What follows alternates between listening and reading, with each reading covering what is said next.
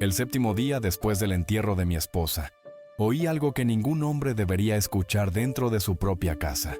Ahora que tu mujer ha muerto, llora, empaca tus cosas y no vuelvas nunca más aquí. Esas palabras salieron de la boca de mi yerno, Miguel. Pero lo que realmente me destruyó fue el silencio cómplice de mi hija, Lorena. Ella solo asintió con la cabeza, como si aquello fuera razonable, como si la casa donde la criamos, donde enterramos cada uno de nuestros sacrificios, ya no fuera nada. No dije una palabra. Simplemente me levanté de la mesa, dejé el plato de carne asada intacto y caminé hacia el pasillo. Ellos pensaron que iba a empacar mis maletas, pero tenía otro destino en mente. El tenedor todavía temblaba en mi mano cuando Miguel comenzó aquel cínico discurso sobre espacio. La misma sala de comedor donde celebramos los cumpleaños de Lorena, donde mi esposa plantó cada flor en el jardín, ahora era llamada demasiado grande para un viejo solo. Era como si mi presencia allí molestara, como si mi dolor ocupara demasiado espacio para ser tolerado. Miguel decía que ellos necesitaban la casa, que su apartamento era demasiado pequeño, pero la verdad, que saldría a la luz muy pronto, era mucho más sucia. Estaban ahogándose en deudas, y yo era el bote salvavidas, siempre y cuando aceptara desaparecer. Lorena ni siquiera tuvo el valor de mirarme a la cara cuando estuvo de acuerdo con él. Miraba su plato como si el arroz pudiera explicar por qué le había dado la espalda al padre que la puso en la universidad, que pagó su boda, que hipotecó sus propios sueños para que ella tuviera una vida mejor. Es demasiado para ti ahora, papá. Como si 23 años pagando una hipoteca, cambiando el techo, cuidando del jardín fueran desechables. Como si mi luto no fuera suficiente, necesitaba ser útil o desaparecer. Eso era lo que decían con aquel tono dulce y cruel.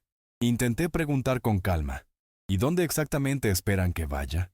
Miguel, con el veneno habitual disfrazado de racionalidad, respondió: una residencia para mayores, algo más apropiado para tu edad. Lorena reforzó: tienes 72 años, papá. No deberías quedarte solo en esta casa enorme. Las palabras dolían más que la enfermedad que se llevó a mi esposa. ¿Solo? Viví con esa mujer más de 40 años. La verdadera soledad no era estar sin ella, era ser desechado por quien más debería apoyarme. Antes de continuar, ¿alguna vez has pasado por algo similar? Dime desde dónde me estás escuchando. Tu mensaje podría darme fuerzas para seguir contando. Me trataron como a un mueble viejo, una molestia, sin mantenimiento, sin preocupación, libertad. Así era como vendían la idea de sacarme de la casa. Empaquetaban el abandono como un regalo. Y cuando pregunté, ¿y si me niego? Lorena me miró como si yo fuera un obstáculo, no un padre. No lo hagas más difícil de lo que tiene que ser, dijo. Miguel, por otro lado, fue directo al grano. Ahora que tu mujer ha muerto, empaca tus recuerdos y vete. Mi esposa, reducida a tu mujer. 40 años se convirtieron en una frase fría. Mi corazón se rompió, pero mi espíritu se endureció. Me levanté despacio. Mis rodillas dolían, pero mi decisión era firme. Fui al armario, me puse mi abrigo y salí. Oí a Miguel decir: buena elección, Anselmo. Mañana mismo te ayudamos a ver unos apartamentos. No respondí. La verja se cerró detrás de mí con un sonido seco, como una sentencia.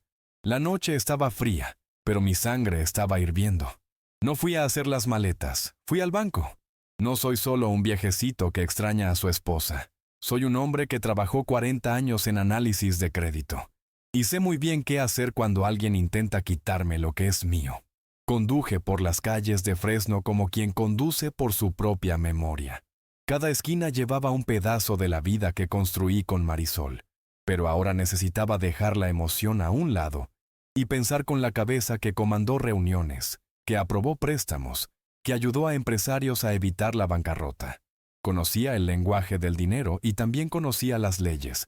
Ellos pensaban que yo era solo un anciano necesitado, pero olvidaron que un hombre que está demasiado callado es el que más piensa. Llegué a la oficina del señor Vicente Luján, un antiguo colega de trabajo, ahora gerente de la sucursal central del Banco de Comunidades Unidas. Me recibió con respeto y solidaridad sincera. Anselmo, lamento tanto lo de Marisol. Le agradecí y fui directo al grano. Quiero entender toda mi exposición financiera, especialmente los préstamos en los que soy cofirmante con mi hija y mi yerno. Vicente no tardó mucho en encontrar lo que yo temía y lo que me dio certeza. Estaban hundiéndose. El financiamiento de su casa tenía 3 cuotas atrasadas. Pero no solo eso. Habían abierto una línea de crédito garantizada por mí, escondida entre los registros bancarios, y ya habían sacado casi todo. $45,000 a nombre de ellos, con mi nombre como garantía. Vicente me miró con cautela. ¿Sabías de esto, Anselmo? Asentí con amargura. Ahora lo sé. Y en ese instante, todo el dolor se convirtió en enfoque. No querían mi bienestar, querían mi casa, querían mi firma, querían borrar mi historia para salvar la suya. De regreso a casa, mis manos temblaban en el volante, no por la edad, sino por la indignación. Mientras conducía por las calles estrechas del barrio donde viví por décadas, pensé en todo lo que había hecho por Lorena. Fueron $89,000 para la universidad, cada centavo pagado con sudor, ahorros y noches en vela, renegociando deudas para no dejar de pagar. Luego, otros 60,000 como entrada para la casa que hoy ella llama nuestra. En cada ladrillo de ese hogar estaba mi nombre, aunque no estuviera grabado en las paredes. Cuando Lorena se casó con Miguel, no me opuse. Él nunca me convenció. Pero mi esposa decía que el amor de nuestra hija debía ser respetado. Estuve de acuerdo. Pagué por la boda en el campo, las flores, el catering, el fotógrafo. Marisol estaba enferma en ese momento, pero insistió. Es nuestra única hija. Vamos a darle un día que nunca olvide. ¿Cómo lo olvidaron tan rápido? ¿Cómo ese hombre que entró en mi casa comiendo de mi mesa se atrevió a echarme como si fuera un invitado incómodo? Recuerdo el baile con Lorena en la boda. Lloraba y me decía, «Gracias por todo, papá. Nunca olvidaré lo que hiciste por mí». Pero lo olvidó, o peor, lo recordó y aún así me descartó. Ahora entiendo que para ellos, mi utilidad tenía fecha de vencimiento, y con Marisol enterrada, yo era un problema logístico que debía ser resuelto.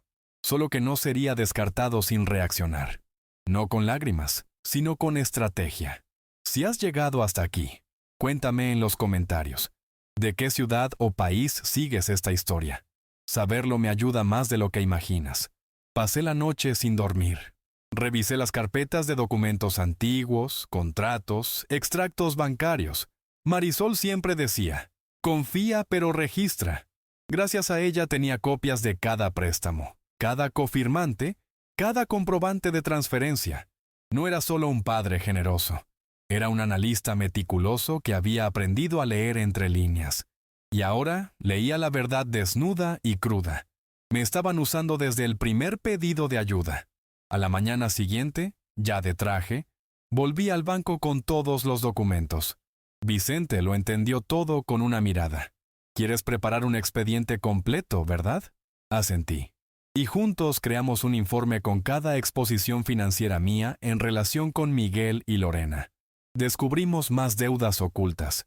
Un préstamo para un supuesto negocio de construcción civil, hecho a nombre de Miguel, con mi firma como garantía. Valor, $78,000. Total en riesgo, por encima de 200,000. Tenían 3 meses de retraso en la hipoteca, 2 en la línea de crédito y el negocio en bancarrota. Y aún así, me invitaron a cenar. No para agradecerme o consolarme por la pérdida de mi esposa, sino para echarme con clase. Necesitaban la casa, no por espacio, sino por desesperación. La casa no era demasiado grande para mí. Era lo suficientemente grande para salvarlos de la bancarrota, siempre y cuando dejara la escritura atrás. Ese mismo día, me puse en contacto con mi antigua colega de trabajo, Carmen Flores, ahora abogada especializada en recuperación de patrimonio. Leyó los documentos y sacudió la cabeza impresionada.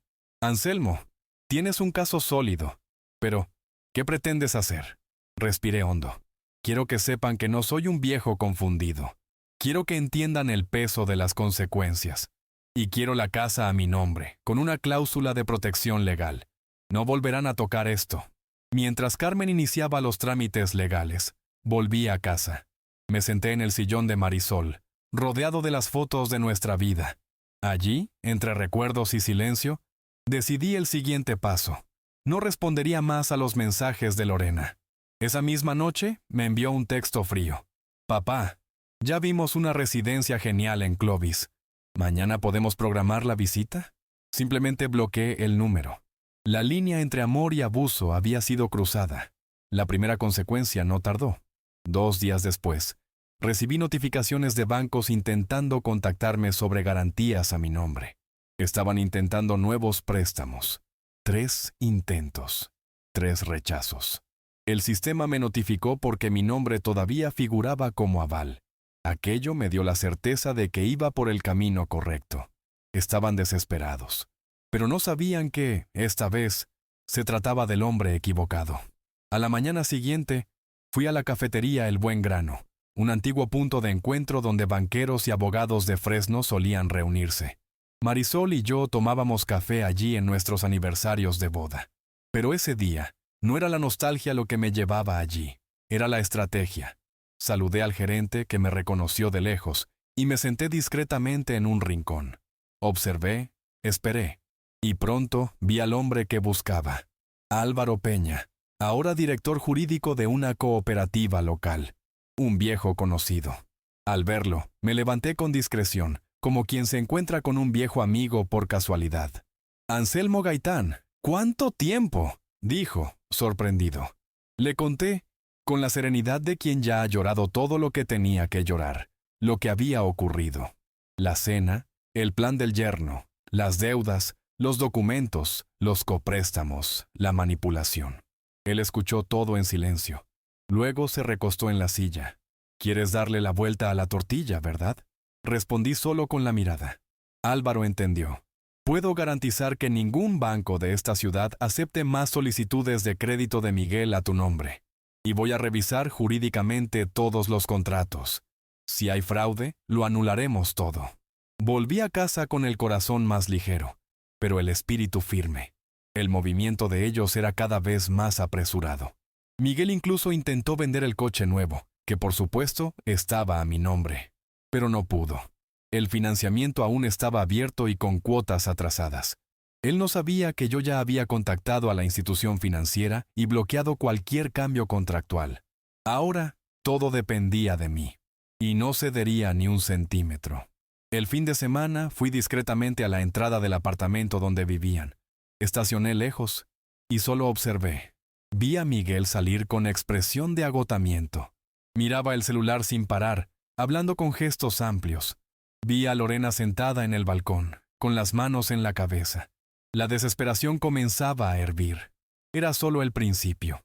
Un hombre bajo presión toma malas decisiones, y yo sabía eso mejor que nadie. El domingo por la tarde, visité a mi antigua colega de planificación financiera, Paloma Núñez. Ella todavía trabajaba en consultoría privada para familias endeudadas. Le mostré los extractos de Miguel, los créditos vencidos, la deuda oculta. Ella sacudió la cabeza, incrédula. «Esto no es solo irresponsabilidad. Es fraude emocional. Te manipularon, Anselmo». Asentí en silencio. «Pero si quieres seguir con esto, necesitas mantener la calma. Nada de confrontación directa. El poder lo tiene quien tiene el control». Eso era todo lo que necesitaba escuchar. Esa noche, dormí bien por primera vez desde el funeral. Era extraño, pero el plan silencioso de justicia me daba paz. No gritaba, no discutía, no acusaba, simplemente me movía, como un río. Calmado, pero imposible de contener. Cada paso mío era calculado, y cada silencio mío, un mensaje. Ellos pensaban que estaban lidiando con un viejecito frágil, pero estaban enfrentando a un analista jubilado, viudo, herido, pero lejos de estar acabado. El martes, Lorena intentó llamarme 6 veces.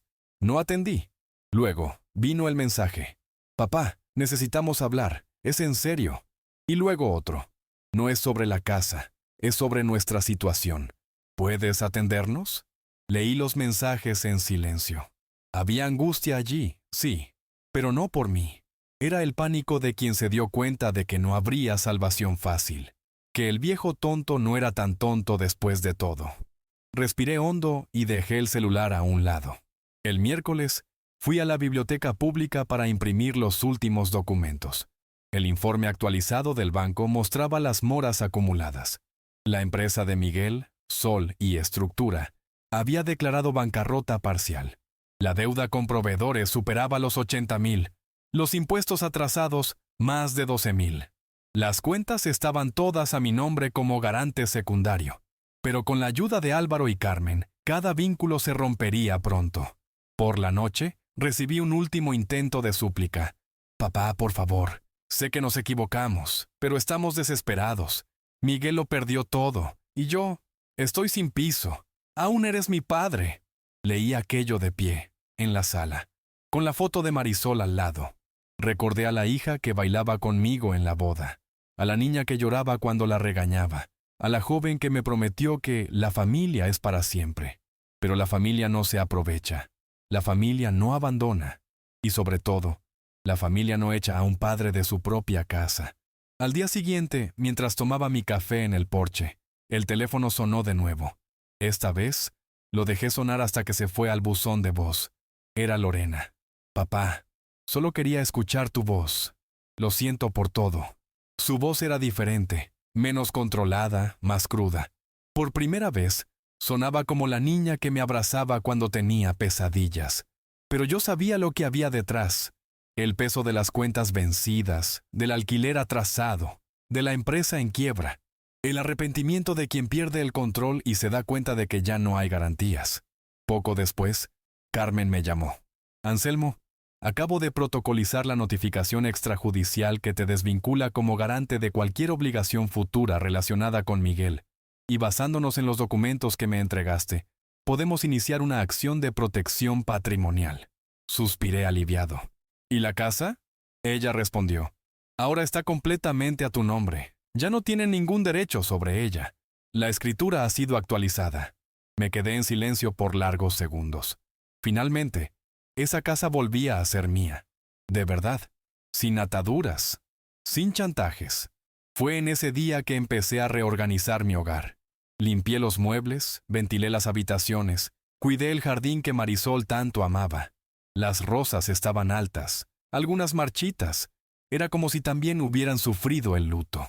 Corté las ramas muertas, regué las raíces y con delicadeza quité las hojas secas. Marisol siempre decía que las plantas sentían la presencia de quien las cuidaba. Y en ese momento sentí como si ella estuviera allí, en cada flor, en cada sombra fresca que la primavera dejaba en el patio. 2 días después, una camioneta vieja se detuvo en la acera. Era Miguel. Lorena bajó del asiento del pasajero con la cara hinchada. Vi sus ojos recorriendo la fachada de la casa como quien busca algo perdido. Yo estaba sentado en el porche. Se acercaron despacio. No se atrevieron a abrir la verja. Papá, Lorena comenzó, con la voz entrecortada. Necesitamos hablar. ¿Bus? Hice que sí con la cabeza. Afuera, por favor. Ella asintió. Miguel se mantuvo callado, con la mirada dura pero derrotada. Estamos sin salida, dijo, tratando de mantener la compostura. Miguel perdió el último contrato. Ya nos han notificado que tenemos una semana para salir del apartamento. Y necesitamos ayuda. Los miré a los dos, sin prisa. Esperaban que reaccionara como siempre, acogedor, emocionado, dispuesto a borrarlo todo por la sangre. Pero el Anselmo que ellos conocían ya no existía. Antes de nada, dije con voz baja, quiero que me digan con sinceridad, ¿por qué hicieron aquello en esa cena? ¿Por qué intentaron sacarme de mi casa mientras el cuerpo de su madre aún estaba frío? Lorena lloró. Miguel se mantuvo estático, con las manos en los bolsillos. ¿Fue idea de él? Pregunté. Ella dudó. Fue de los dos. Pensamos que sería más fácil si usted ya no estuviera aquí. La honestidad dolió más que la mentira. ¿Y si me hubiera ido? ¿Qué harían? Ella desvió la mirada. ¿Intentarían quedarse con la casa? No era así, papá, dijo, pero la voz ya no tenía convicción. Era exactamente así, interrumpí. Estaban en la ruina y vieron en mí la salida. Miguel, entonces, finalmente habló. Tienes razón. Sus ojos ya no tenían arrogancia, solo cansancio. Me equivoqué. No debí decir esas cosas. Estaba desesperado. Asentí con la cabeza. Lo estabas. Pero ahora necesitas entender que la desesperación no justifica la crueldad.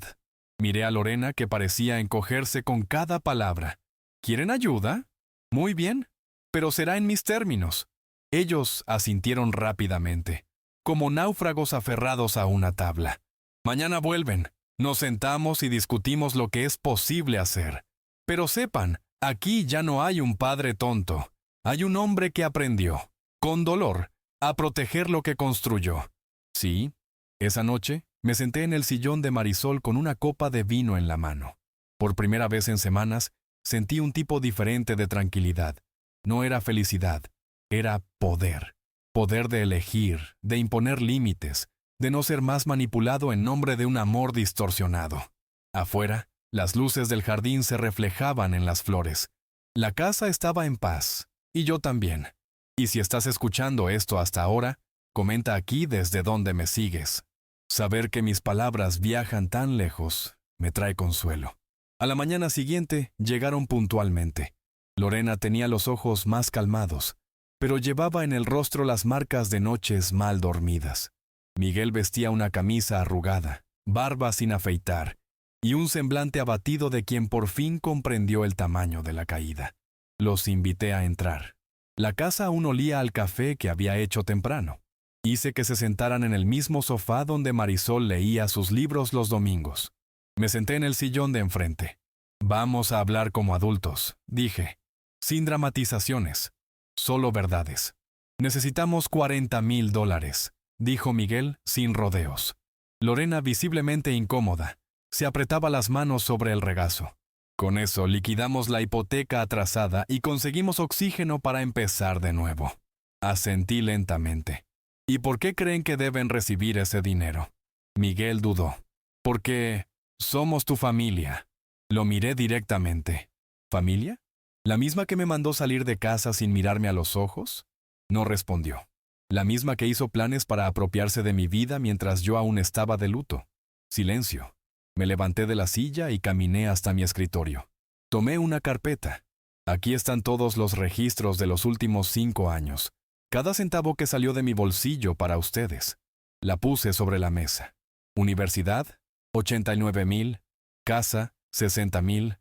Boda, 21,000. Financiamientos del negocio, 78,000. Tarjetas pagadas, 12,000. Total, más de $260,000. Lorena se llevó la mano a la boca sorprendida. Yo no sabía que era tanto. Lo es, respondí. Y nunca pedí nada a cambio. Hasta hoy. Me senté de nuevo. Pero ahora las reglas han cambiado. Si quieren ayuda, tendrán que aceptarla bajo mis términos. Miguel hizo un gesto de impaciencia, pero Lorena le sostuvo el brazo. ¿Cuáles son los términos, papá? Respiré hondo. Primero, quiero una carta pública de disculpas, enviada al periódico del barrio y publicada en sus redes sociales, admitiendo que me trataron con falta de respeto en el momento más difícil de mi vida. Miguel abrió los ojos de par en par. Eso es humillación. No, corregí. Eso es reparación. Segundo, deben tratarme con respeto de aquí en adelante. Nada de decisiones sin consultarme. Nada de desprecio disfrazado de preocupación por mi bienestar. Si quieren mi presencia, será con dignidad. Lorena asintió, emocionada. Acepto.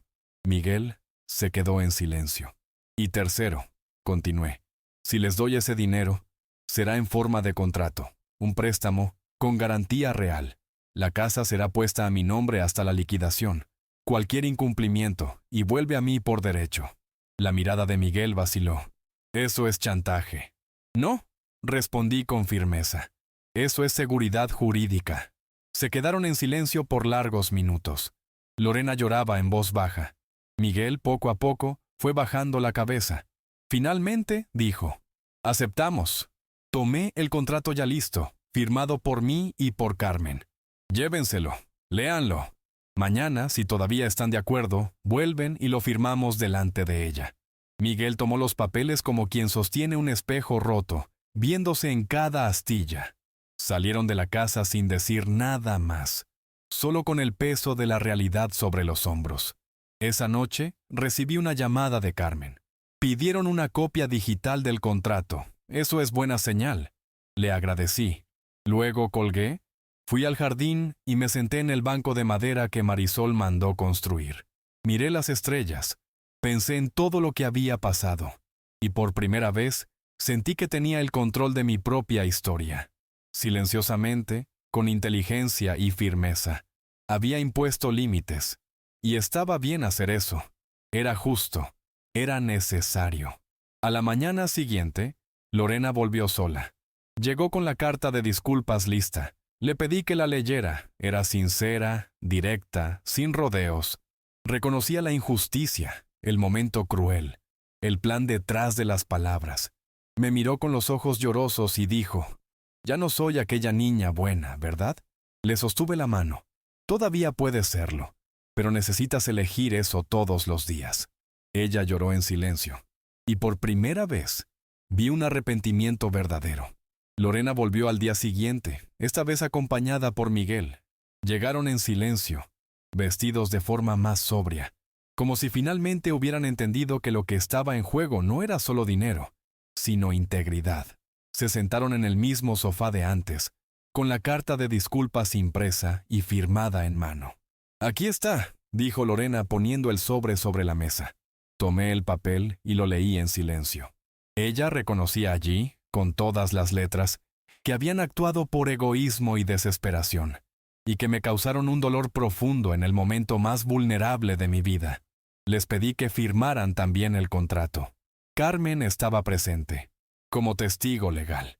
Miguel dudó, pero acabó tomando el bolígrafo. «Dijiste que esto es un préstamo, pero ¿y si no podemos pagar?» Levanté los ojos hacia él. «En ese caso, la casa vuelve a mí». Tan simple como eso. Sacudió la cabeza, resignado. «¿Y crees que algún día recuperaremos tu confianza?» Suspiré. «La confianza, Miguel, es como un jarrón de cristal. Se pueden pegar los pedazos, pero nunca será igual. Aún así, la elección de cuidar lo que queda es de ustedes». Después de que firmaron, me levanté y fui a la caja fuerte. Saqué un cheque de $25,000, rellenado y fechado. Se lo entregué a Carmen, que lo metió en un sobre y lo selló con mi sello. Lo recibirán mañana, después de que la carta sea publicada. Lorena asintió. Miguel no dijo nada. Cuando se fueron, Carmen se quedó unos minutos en silencio. Luego me miró y dijo, «Ganaste, Anselmo. Sin gritos, sin peleas, solo con dignidad y sabiduría». Sonreí con los ojos llorosos. Querían a un viejo acorralado. Encontraron a un hombre completo. A la tarde siguiente, recibí mensajes de vecinos comentando la carta publicada en el periódico local. Algunos decían, «Nunca imaginé que tu hija fuera capaz de algo así». Otros me enviaron mensajes privados de apoyo y respeto.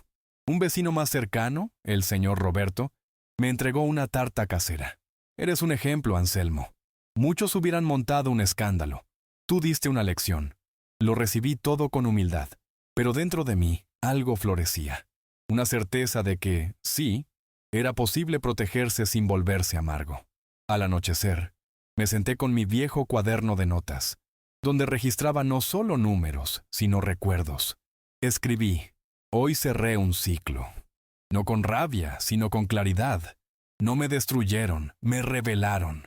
Al lado, pegué la carta de disculpas, como símbolo de que, a veces, la justicia no viene de los tribunales, sino de la conciencia de quien finalmente entiende el mal que causó. Miré el cuadro de Marisol encima de la chimenea. «La casa está segura, mi amor», murmuré. Y yo también. La semana siguiente, la vida fue retomando otro ritmo.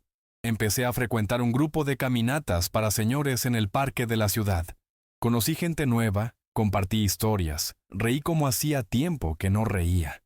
Uno de los señores, don Ezequiel, me invitó a jugar al dominó los sábados, y por primera vez en mucho tiempo, acepté sin miedo a parecer frágil. No era un hombre roto, era un hombre renacido, más ligero, más firme. Un día me encontré con Lorena en el mercado. Tenía bolsas en las manos y un semblante cansado. Cuando me vio, dudó. Luego vino hacia mí. «¿Cómo estás, papá?», respondí. «Firme. ¿Y tú?». Ella bajó los ojos. «Intentándolo». Conversamos por unos minutos, y antes de irse dijo, «Gracias por no haberte rendido completamente conmigo». Aquello me conmovió más que cualquier disculpa, porque había verdad en esas palabras, y una pizca de esperanza. Miguel, por otro lado, mantenía la distancia. En los pocos encuentros que tuvimos después del acuerdo, su mirada llevaba incomodidad, tal vez vergüenza, tal vez rabia de sí mismo, pero no importaba. Yo ya no guardaba rencor, solo vigilancia. El cheque mensual se estaba pagando, con los recibos presentados, y cada mes, una pequeña porción de respeto era reconquistada. La confianza no, pero el límite, ese estaba clavado como una raíz en suelo firme. Ese mes recibí una carta inesperada. Era de la nieta de un antiguo amigo. Decía que había oído mi historia a través del periódico, y que aquello la inspiró a hablar con sus abuelos sobre el respeto, la deuda y la gratitud. Me dijeron que nunca se sintieron escuchados, escribió. Y ahora estamos reconstruyendo el vínculo. Lloré al terminar de leer. Era como si el eco de lo que viví estuviera curando otros hogares. Y eso, para mí, era más valioso que cualquier reconocimiento público. Los días siguientes trajeron una nueva rutina. Las mañanas estaban ocupadas con caminatas en el parque, las tardes con largas lecturas en el porche, y las noches de reflexión bajo el cielo de California. La casa estaba viva de nuevo. Cada rincón parecía respirar en paz, después de tanto tiempo envuelto en tensión. La ausencia de voces ásperas, de discusiones veladas, trajo una serenidad difícil de describir. Era como si la presencia de Marisol aún flotara allí, silenciosa, pero firme, recordándome que quien siembra con amor cosecha con fuerza. En una mañana de sábado, encontré en el buzón un sobre carmesí, sin remitente. Dentro, una nota de Lorena. «Papá, hoy entiendo que te hice sangrar sin tocarte. Gracias por enseñarme, incluso cuando dolió». Releí la frase varias veces. No era una petición, era un reconocimiento.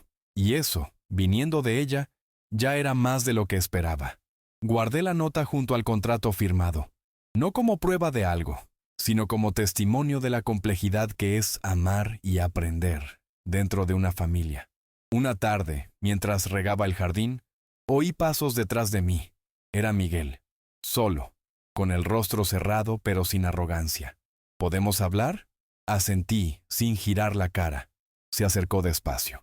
«Sé que nunca recuperaré tu respeto, y probablemente ni lo merezco, pero quiero que sepas que lo estoy intentando. Trabajé esta semana como ayudante de albañil. Empecé de cero». Lo miré. Por primera vez, vi al hombre detrás del orgullo. Y había allí algo que nunca había visto antes. Humildad. «No necesitas mi aprobación, Miguel», respondí.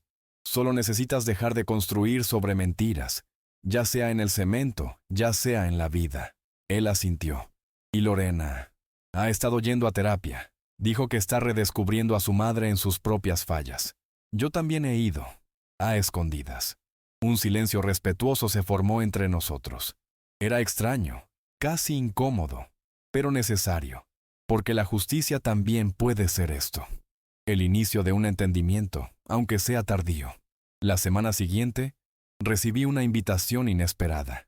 Un antiguo amigo de Marisol, profesor universitario, estaba montando un grupo de apoyo para padres y madres mayores que pasaron por conflictos familiares. Quería que hablara en la primera reunión. Al principio, dudé. Nunca me vi como un ejemplo de nada. Pero él insistió. «Encontraste una manera de defenderte sin perderte.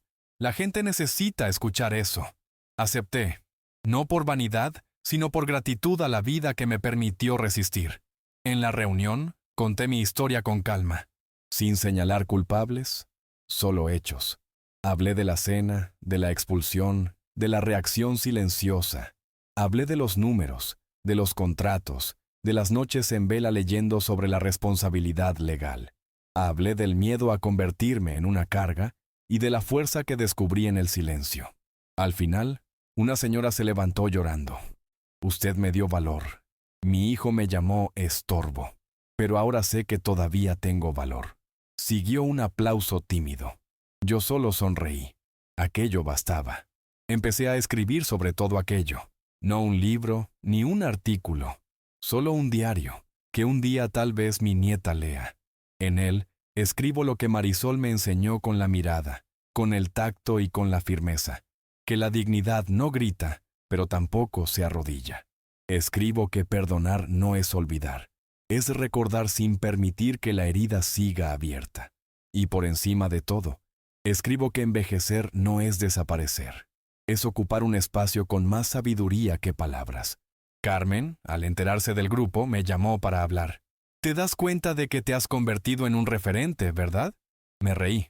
Me he convertido en un viejo terco con hojas de cálculo organizadas. Ella sacudió la cabeza. Te convertiste en lo que todo padre querría ser cuando siente que lo están empujando a salir. Alguien que se levantó con firmeza, y aún así, sin perder el corazón. Esa frase me marcó, porque era exactamente eso lo que deseaba, mantener el corazón entero, aunque lleno de cicatrices. Poco tiempo después, recibí una llamada de Lorena. No era sobre dinero, ni sobre problemas. Era solo una invitación. «Papá, ¿quieres cenar con nosotros el sábado? Yo misma voy a cocinar. Nada especial. Solo estar juntos». Me quedé en silencio por un instante. Luego dije, «Sí, pero solo si es con sinceridad. Nada de actuaciones». «Lo prometo», respondió ella. «Será solo padre e hija. Y arroz con pollo como lo hacía mamá». Sonreí. No era una reconciliación total, pero era un paso. Y los pasos sinceros siempre valen la pena. El sábado llamé a su puerta. Lorena abrió con una sonrisa tímida. La casa era simple, alquilada, pequeña, pero había un olor familiar que venía de la cocina. Miguel apareció después, más discreto, con un delantal manchado y una expresión de quien, por primera vez, aceptaba servir. Nos sentamos a la mesa. No había lujo, ni brindis, ni promesas. Solo 3 platos, un silencio cómodo y el recuerdo vivo de una mujer que nos enseñó a no rendirnos, ni de nosotros mismos, ni de los que se equivocan si están dispuestos a cambiar. Esa noche fue diferente a todas las anteriores, no por la comida ni por el lugar, sino por la atmósfera. Había algo nuevo entre nosotros, tal vez no perdón, pero sí madurez. Miguel hablaba poco, pero lavó los platos al final de la cena. Lorena me acompañó hasta la puerta, y antes de que me fuera, me entregó un sobre. Son los 2 primeros comprobantes del pago del préstamo, como acordamos. Queríamos mostrar que estamos cumpliendo. Tomé los papeles y asentí. Es lo mínimo. Pero en el fondo, aquello me conmovió, porque finalmente estaban tratando mi confianza como algo a ser reconstruido, y no explotado. Volví a casa con el corazón inquieto, no por el pasado, sino por lo que vendría. El viejo Anselmo, que aceptaba todo en nombre de la familia, había sido enterrado junto con Marisol. En su lugar, nació un hombre que todavía ama, pero ahora elige a quién tender la mano. Abrí el cajón, guardé los comprobantes junto al contrato, la carta de disculpas y la nota carmesí. Esa carpeta no era un archivo, era la memoria organizada de un nuevo comienzo, duro, pero necesario. Días después, recibí una visita inesperada. Miguel apareció solo, al atardecer, con una caja de herramientas en las manos. Yo me di cuenta de que la verja de la entrada está chirriando. ¿Puedo arreglarla? Me extrañó, pero lo dejé. Trabajó por casi 1 hora, en silencio. Antes de irse dijo solo, «No quiero que pienses que estoy intentando compensar. Solo quiero hacer algo útil». Lo miré por unos segundos y respondí, «Miguel, hay cosas que el dinero no repara, pero las acciones silenciosas a veces dicen lo que las palabras nunca pueden». Poco a poco, ellos fueron mostrando pequeños cambios. Nada grandioso, solo señales. Una tarjeta de cumpleaños entregada el día correcto, una llamada sin pedidos detrás, una visita sin prisa, sin agenda oculta. Y fue en este ritmo que me di cuenta de que mi justicia no había sido solo corrección, había sido educación. No con castigo, sino con consecuencia. Y esas 2 cosas, a pesar de ser parecidas, tienen resultados muy diferentes. Una mañana me senté en el jardín y abrí un cuaderno nuevo. Empecé a escribir una carta, no para Lorena ni para Miguel, sino para mí mismo. «Anselmo», escribí, «sobreviviste al luto, a la humillación y al abandono. Pero más que eso, reaprendiste a ser completo, sin doblarte, sin vengarte, simplemente imponiéndote con firmeza. Y en ese momento, sentí que estaba cerrando un ciclo que me había envejecido mucho más que el tiempo. Algunos días después, participé nuevamente en el grupo de apoyo. Una nueva integrante, doña Carmen Rodríguez, contó cómo fue convencida por sus hijos para vender la casa en la que vivió 50 años. Lloró al decir que ahora vive en una habitación minúscula en la parte trasera de la casa de su nieto. Cuando terminó, me miró y dijo: «Yo quería haber hecho como usted». Me acerqué, le sostuve la mano y dije: «Nunca es tarde para recordar quiénes somos, ni para recordárselo a los demás». Y allí, entre lágrimas y desahogos, comprendí que mi historia no era solo mía, era parte de un dolor colectivo, silencioso, que muchos ancianos cargan sin saber nombrar. El miedo a convertirse en una carga, la vergüenza de exigir respeto, la sensación de que el amor de los hijos es condicional. Y decidí que no me callaría más sobre esto. No con gritos, sino con presencia, con ejemplo, con postura. Pasaron los meses. La casa permaneció a mi nombre. Las cuotas siguieron pagándose. Lorena llamaba con frecuencia, a veces solo para contarme cómo le iba en el trabajo, o para decir que hizo arroz de la manera que Marisol lo hacía. Un día me envió una foto de la receta escrita a mano, con la letra de su madre. La encontré en sus libros. Lloré al leerla. Yo también lloré, porque en ese gesto había más amor que en todas las disculpas anteriores. Miguel todavía mantenía cierta distancia, pero su comportamiento era diferente. Nunca más levantó la voz. Nunca más habló de jubilación, casa demasiado grande o decisiones racionales. Ahora, cuando venía a visitarme, preguntaba antes: ¿está bien si entro? Y ese simple gesto para mí era una revolución, porque mostraba que él, por fin, comprendía que el espacio de un hombre no se mide en metros cuadrados, sino en respeto. El jardín de Marisol florecía como nunca. Las rosas estaban más vivas, más abiertas, más fuertes. Y yo entendía ahora por qué. Porque finalmente la casa había vuelto a ser un hogar.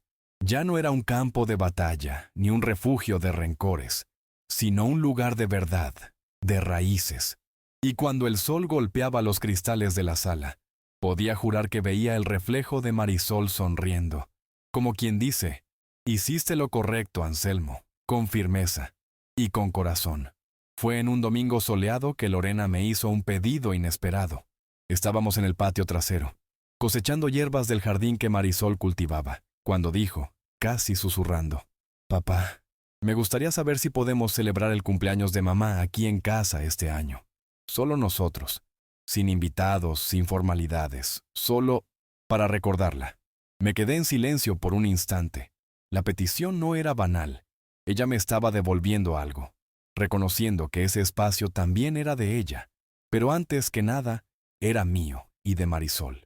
Asentí con calma. «Sí, pero quiero que hagas el arroz con azafrán como ella lo hacía». Lorena sonrió con los ojos llorosos. «Ya está en el cuaderno». Ese día fue un hito, un altar silencioso erigido en lo cotidiano. Celebramos la memoria de Marisol con sencillez. Una vela encendida en el jardín, una foto antigua sobre la mesa y un plato de arroz con pollo en el centro. Ningún discurso, ningún exceso, solo respeto, silencio y amor. Al final, Lorena me abrazó y dijo: «Me enseñaste, papá. La peor herencia no es la falta de dinero, es cuando uno se pierde a sí mismo intentando parecer fuerte». Guardé esas palabras como quien guarda un secreto revelador. Esa semana, recibí una invitación de un periódico local para dar una entrevista sobre justicia silenciosa en la tercera edad. Me pareció curioso. Al principio, rechacé, pero después me di cuenta de que esa historia ya no era solo mía, era de muchos. Y si mi voz, incluso cansada, podía fortalecer a otros, entonces que así fuera. Hablé con naturalidad, sin atacar a mi hija, sin dramatizar. Dije solo la verdad. La mayor fuerza de un padre no está en proteger a sus hijos de los errores, sino en mostrarles que incluso el amor tiene un límite cuando el respeto se pierde. La repercusión fue mayor de lo que esperaba. Recibí cartas, correos electrónicos, incluso invitaciones para hablar en grupos comunitarios. Un señor de Tijuana escribió: «Su historia me salvó del silencio. Ahora sé que no estoy solo». Fue en ese momento que comprendí que aquello que me hirió también me había convertido en un puente. Había sufrido, sí, pero había cruzado, y ahora podía tender la mano a otros que todavía estaban a mitad de camino. Al comienzo del otoño, recibí una carta por correo con caligrafía firme. Era de Miguel. No tenía remitente, ni rodeos, solo 4 páginas escritas a mano. En ella, Miguel contaba sobre su infancia, sobre la falta de padre, sobre el miedo a fallar con Lorena y consigo mismo. Confesaba que intentó afianzarse en la vida atropellando todo a su alrededor, incluyéndome a mí, y al final escribió: «Fuiste el único hombre que me enfrentó sin gritar, y por eso te ganaste mi respeto». Leí esa carta con los ojos llorosos. Era como ver una herida siendo lavada, sin promesas, solo con verdad. Algunas semanas después, Miguel me buscó de nuevo. Quería devolver parte del préstamo antes del plazo. Es poco, pero es con esfuerzo. Quiero que sepas que no es solo una obligación. Es una elección. Acepté, pero me aseguré de anotar, firmar, protocolizar, porque la confianza no es ingenua, se construye. Y Miguel comprendía eso ahora. Ya no había condescendencia entre nosotros. Había un acuerdo entre hombres. En una mañana silenciosa, me senté en el banco del jardín y noté algo curioso.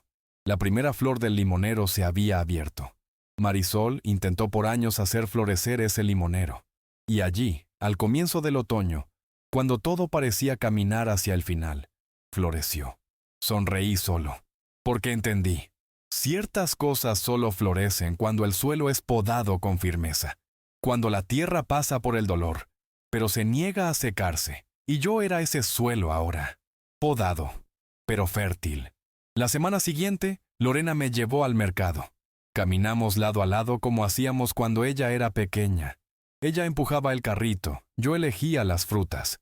En un momento dado me miró y dijo: «Papá, si un día te vas antes que yo, quiero que sepas que te vi completo.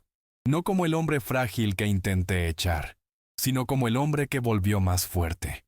Mi pecho se apretó. Pero no por dolor. Era un tipo de orgullo que solo los padres heridos conocen. Al volver a casa, ella me ayudó a descargar las compras. Al pasar por la puerta dijo: «La casa huele a hogar de nuevo». Y de hecho, así era. No era solo el aroma de las frutas o del jabón de coco. Era el olor de la justicia hecha con manos limpias, del perdón madurado con el tiempo, del respeto restaurado ladrillo a ladrillo. Miré a mi alrededor, respiré hondo y dije: «Porque ahora la cuida quien entendió su valor». Ella sonrió en silencio, y en ese silencio supe, mi misión estaba cumplida, no porque todo terminó bien, sino porque no permití que terminara mal, porque fui hasta el final, con dignidad, con inteligencia y con el amor que solo los que aman profundamente saben transformar en firmeza. Y aunque nunca escriban mi nombre en ningún homenaje, mi legado estaba allí, en la estructura invisible de aquello que permanece. El último otoño fue el más hermoso que he visto en esta casa. Las hojas caían despacio, como si no tuvieran prisa por despedirse. Y yo tampoco. La prisa se había quedado en el pasado, junto con la necesidad de demostrarle algo a alguien. Hoy, lo que me movía era la tranquilidad de saber que fui hasta el final con lucidez, incluso cuando todo a mi alrededor pedía desesperación. Esta casa, que por poco me quitan, ahora me pertenecía más que nunca, no solo en documentos, sino en esencia. Era mi símbolo de resistencia. Miguel y Lorena aún tienen un largo camino, pero hoy caminan con sus propios pies, y eso me basta. Aprendieron que el amor sin responsabilidad se convierte en chantaje, y que no se habla de familia para esconder la falta de respeto. Todavía tenemos heridas. Algunas cicatrizaron, otras no, pero todas nos recuerdan que hubo un corte, y que no fue en vano, porque dolió, pero enseñó. A veces, recibo visitas de vecinos que vieron mi entrevista o escucharon mi historia por algún pariente. Se sientan conmigo en el jardín y se desahogan. Muchos no quieren consejo, solo quieren ser escuchados. Y yo escucho, porque aprendí que escuchar, de verdad, es un gesto revolucionario. Y cuando comparto un poco de mi historia, me doy cuenta de que hay un punto en común entre todos nosotros: el miedo a ser descartados cuando ya no servimos. Ese miedo todavía vive en muchos corazones, pero hoy ya no vive en el mío.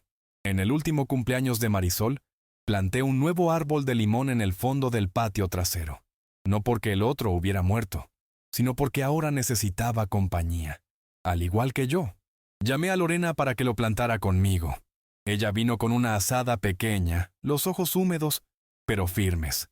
¿Crees que dará fruto?, preguntó. Si se cuida con verdad, sí, respondí. Y en ese momento plantamos más que un árbol. Plantamos un nuevo capítulo, sin prisa, sin garantías, pero con raíces. Algunas noches todavía son solitarias. La ausencia de Marisol aún pesa, pero ahora no duele como antes. Se transformó en una presencia discreta. Está en los detalles, en el olor a canela, en el rincón de la sala donde da el sol de las 8, en la carta doblada que ella escribió y que aún guardo en el cajón. Anselmo, si un día me voy antes que tú, por favor, sigue siendo completo, incluso sin mí. Y eso fue lo que hice. Seguí, completo. De otra manera, pero completo. Hoy, escribo estas palabras con el corazón limpio. Y si has escuchado mi historia hasta aquí, solo puedo decirte una cosa: gracias. Porque tal vez, sin darte cuenta, tú también me ayudaste a reconstruir algo dentro de mí. Si esta historia tocó tu corazón, comenta aquí desde dónde me sigues. Saber que mis palabras viajan tan lejos me trae consuelo.